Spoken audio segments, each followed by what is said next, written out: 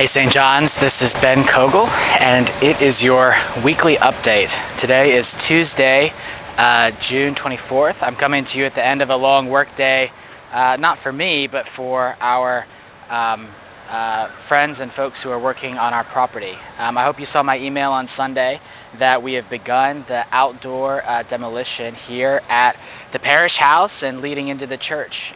Soon this fall, this is all going to be a beautiful drive-through parking lot that will allow our day school folks to drop off safely, allow us a couple more parking spots, and be the kind of cornerstone of combining our campus from bank property into all St. John's.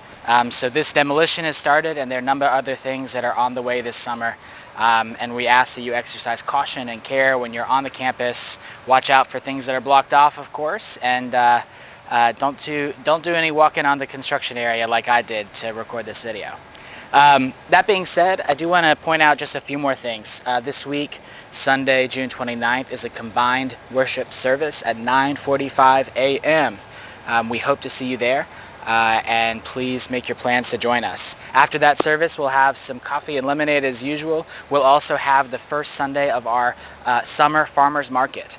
This is a fundraiser that raises money for youth mission trips just in general, right? So our youth will actually be leaving on their mission trip Saturday the 28th, but you can still support the missions fund, which allows us to start planning those trips and getting things ready before we even begin to get youth recruited and signed up to fundraise themselves. So that those offerings, it's take a tomato, leave $1, leave whatever you feel called to leave. And if you want to bring something to give to others and contribute to the farmers market, you can. But a lot of our stuff will come from the greenhouse that Lynchburg grows. So look for that starting Sunday. Some fresh vegetables, maybe a few other treats or surprises at the farmers market. This Sunday after church at 9:45, but normal Sundays after church at both 8 and 10:30. So farmers market coming up soon.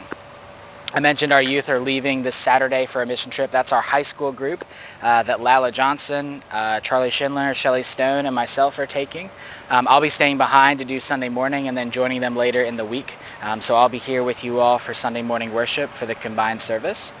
And we have a couple of middle schoolers who are actually on a trip right now to Grace House on the mountain. So I would encourage your prayers for all of those folks who are traveling these weeks. Speaking of prayers, we certainly want to keep our prayers with those from our country and from all over the world who are affected by the conflict in the Middle East as things are changing every day. I would ask you especially to pray for our servicemen and women who are on those bases out there, including some that are connected to our parish. So I ask you to keep those in your prayers and to pray for peace in the Middle East and all over the world. There are more conflicts happening now than we are even aware of. And God's kingdom is not one of a sword, but of a plowshare. So we pray that in good time we can reach peace, not an unjust peace, but a just peace, a lasting peace, where the things that we were fighting over and having conflict over are resolved in a way that provides for the dignity and flourishing of every human being. I better stop because that was starting to sound a little preachy, and I'll save something for the sermon on Sunday. But again, I would encourage you all to keep those folks in your prayers. Pray for our folks who are traveling all over the world, but especially our youth who are going on missions this week and next.